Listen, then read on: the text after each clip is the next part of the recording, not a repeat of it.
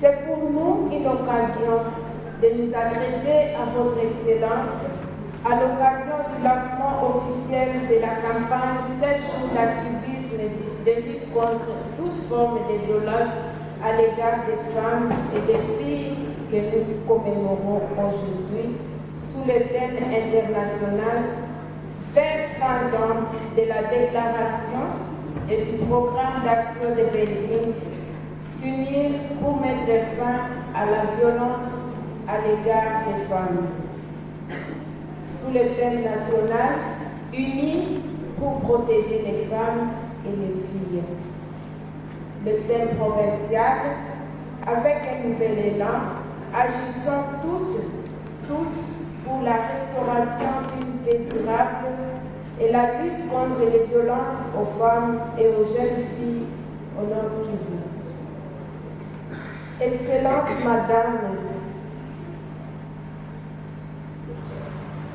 qui représente valablement notre gouverneur, nous rendons hommage à votre Excellence pour tous les efforts fournis de votre implication dans la recherche de la restauration de la paix dans la province du Nord Kivu, où la situation sécuritaire du moment met en péril toutes les actions menées par le gouvernement de la RDC et particulièrement dans les zones touchées par les conflits armés, ainsi que dans la lutte contre les violences faites aux femmes et filles au Nord Kivu. Excellence, Monsieur le Gouverneur, ici valablement représenté.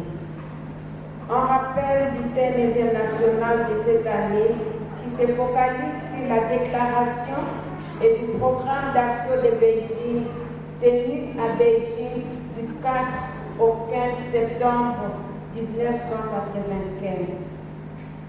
À l'issue de ces assises, les gouvernements participant à la 4e conférence mondiale sur les femmes dont la RDC ont convenu 12 domaines critiques à mettre en œuvre pour atteindre les objectifs d'égalité, de développement et de paix pour toutes les femmes dans le monde entier, dans l'intérêt de l'humanité tout entière.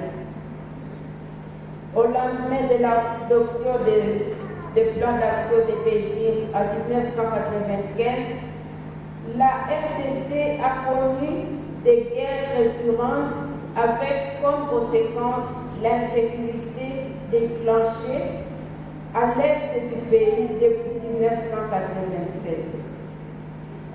Cette situation n'a pas permis au gouvernement de la RD Congo de mettre en place des politiques et programmes adéquats en rapport avec les 12 critiques.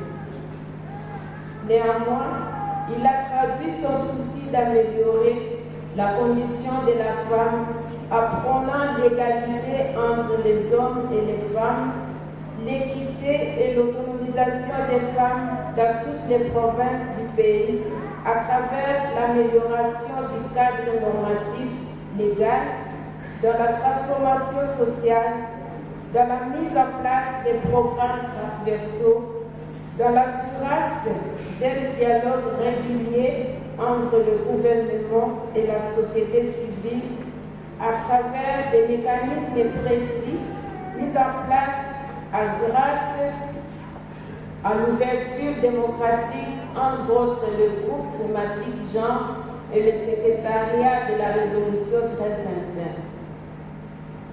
Excellence, Madame la conseillère principale du gouverneur, en dépit de tous les efforts fournis, la situation sécuritaire de notre pays, particulièrement celle de notre province du Nord Kivu, n'a cessé de se détériorer avec la naissance des différentes rébellions et groupes armés.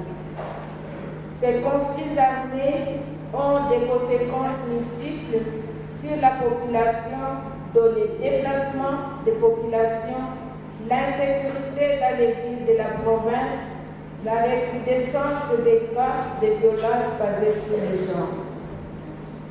Sur le plan économique, Des milliers de femmes et filles sont soumises à des actes d'exploitation et sexe et de survie afin de prendre en charge leur famille. Les femmes et filles n'ont pas de moyens financiers pouvant leur permettre de démarrer une activité génératrice de revenus pour promouvoir leur autoprise à charge. Sur le plan sanitaire, les besoins sanitaires des femmes et des filles, comme connus de tous, sont des besoins primordiaux à des périodes spécifiques. L'accès aux services de santé de base est grand défi à l'accès de l'eau potable, à plus non adapté à l'intimité des parents. Sur le plan humanitaire, la crise humanitaire est atroce avec plus de 2 millions de déplacés internes qui vivent dans des conditions quasi humaines. La prise en charge holistique de ces déplacés pose d'énormes soucis à dépit des efforts des divers acteurs et partenaires du gouvernement. Les besoins en assistance humanitaire demeurent très préoccupants. À ce niveau, la stabilisation des zones de retour reste une solution durable comme action.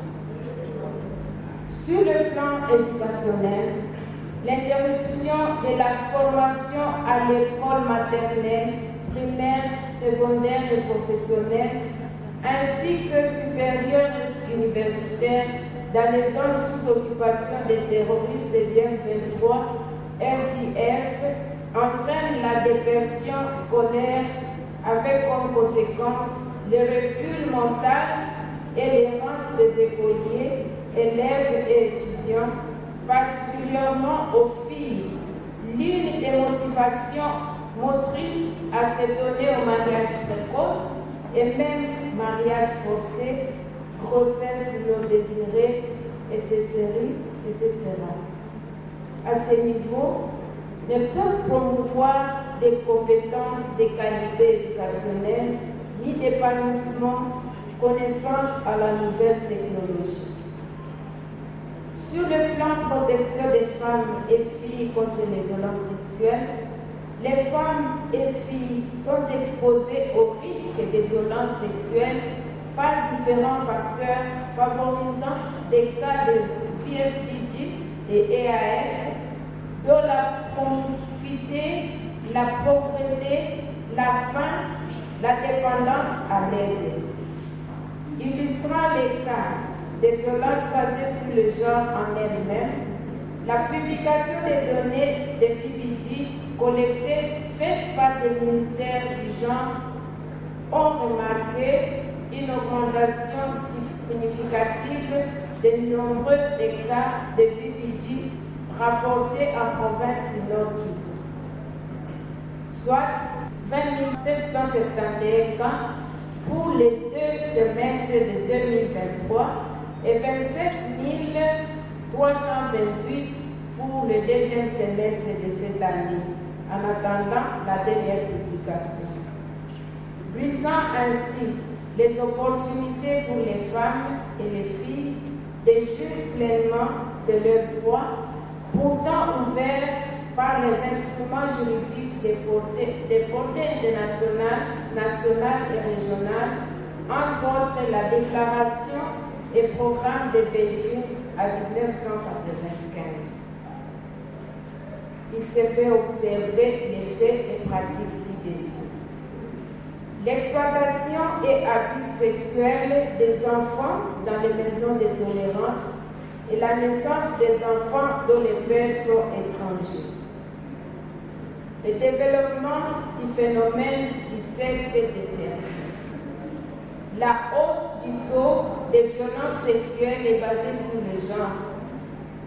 Au regard de ce qui suit, au gouverneur de province ici valablement représenté, nous recommandons la restauration de la paix durable dans toute l'étendue de la province du Nord Kivu par la reprise des zones occupées par les terroristes de M23 et ses alliés. Nous recommandons de renforcer la sécurité dans les sites des déplacés en contrôlant les mouvements des armes pour renforcer la protection des civils. Aux organisations de la société civile, de sensibiliser la communauté sur la prévention des violences faites aux femmes et filles, la dénonciation et le non-recrutement des enfants, filles et garçons dans les groupes armés. Aux partenaires techniques et financiers, nous recommandons de renforcer un financement adéquat aux organisations dirigées par les femmes afin d'assurer une prise en charge et de l'autonomisation des femmes et filles survivantes des violences basées sur le genre et EAS, y compris celles ayant donné naissance des enfants dans le contexte des conflits dont les pères sont étrangers ou rebelles des groupes armés. De rendre effective la localisation de l'aide humanitaire en impliquant les organisations dirigées par les femmes. Je vous remercie.